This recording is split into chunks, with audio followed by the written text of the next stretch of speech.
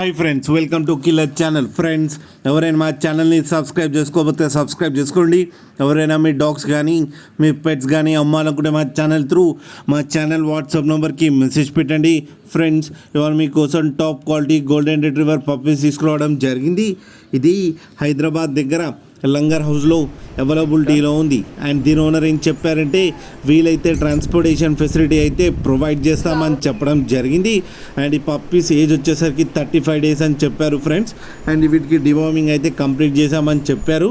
Male and female pups రెండు అవైలబుల్లో ఉన్నాయని కూడా చెప్పడం కూడా జరిగింది.